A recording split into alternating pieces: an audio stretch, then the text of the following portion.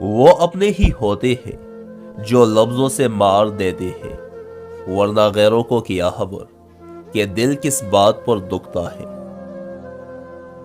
ہم پوری زندگی اس انتظار میں گزار دیتے ہیں کہ ایک دن ہم اپنی من پسند زندگی جئیں گے، لیکن یہ بھول جاتے ہیں کہ زندگی وہی ہے جو آج ہے، کل تو بس ایک خواب ہے جس کی کوئی تعبیر نہیں۔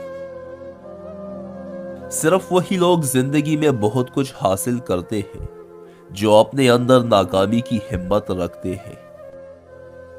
درد و غم کی سیاہ بادلوں کے پیچھے امید اور خوشی کا سورج ہمیشہ جگمگاتا رہتا ہے۔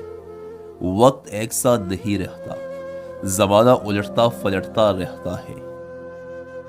ہمیں اگر زندگی میں صرف آسانیاں ہی ملے تو زندگی بہت مشکل ہو جائے گی۔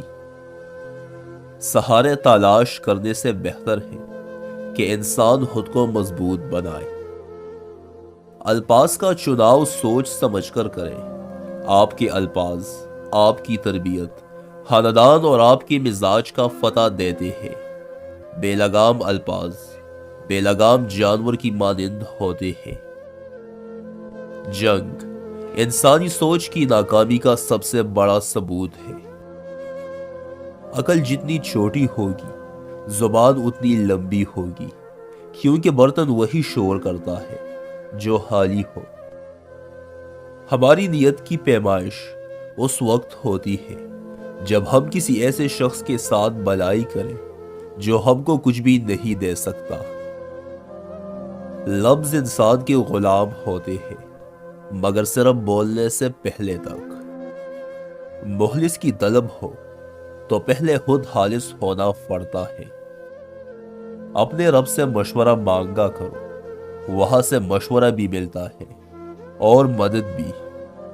وہ راستے پہلے ہی بنا دیتا ہے، لیکن عطا صرف بہترین وقت پر کرتا ہے۔ سکون اس سے دور بھاگتا ہے جو دنیا میں سکون کی تلاش کرتا ہے، کیونکہ یہ دنیا ہی آزمائش اور مصیبت کی جگہ ہے۔